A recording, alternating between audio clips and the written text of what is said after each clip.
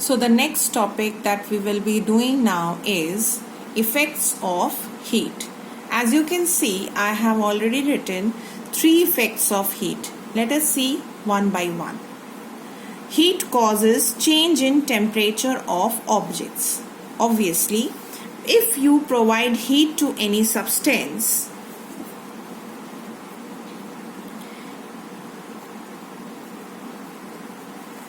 then the kinetic energy of the molecules increase, and this increases the average kinetic energy of all the molecules, and which in turn causes the rise in temperature.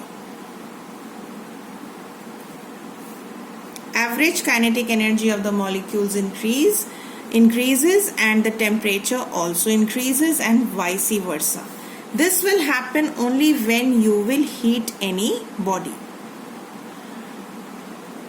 You cool a body, then the average kinetic energy decreases and the temperature will fall.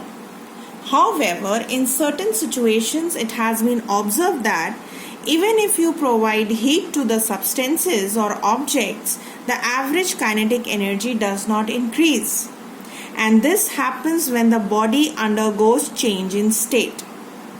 If a body is in solid state and you are heating the substance, the total kinetic energy of all the molecules increases, which in turn increases the average kinetic energy, and hence the temperature of the body rises. But after a certain point, at a certain temperature, the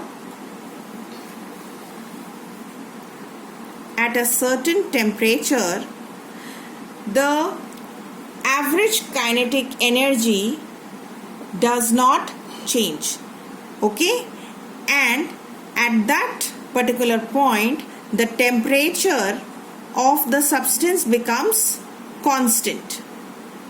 And at this temperature only, the object undergoes change of state.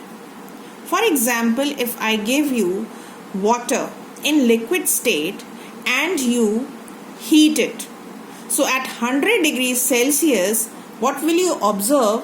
That water is being converted into steam and the process of boiling is taking place. The process of boiling, which is also known as vaporization.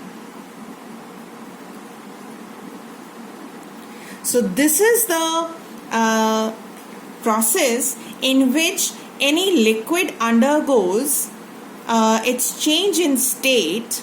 That means from liquid it is converted into gas, but this conversion takes place when the temperature is constant. However, there is one more process in which the change of state of an object takes place, and that process is evaporation. Evaporation is entirely an opposite phenomenon as that of vaporization. And in this chapter, after this topic, we will move ahead to the differences between evaporation and boiling only. And we will see that what happens when boiling process takes place and what difference how much different is the process evaporation from boiling. The next effect that we observe when heat is provided to any substance is that heat may change the size of an object. And this is something new which you are studying. However, in detail you have not studied this, but the concept was given to you already, and that is known as thermal expansion. So we will undergo each and every step, each and every effect of heat one by one, but we will mainly focus upon point number 2 and point number 3. That means the differences between boiling and evaporation, and then we will see how the size of an object changes with the application of heat.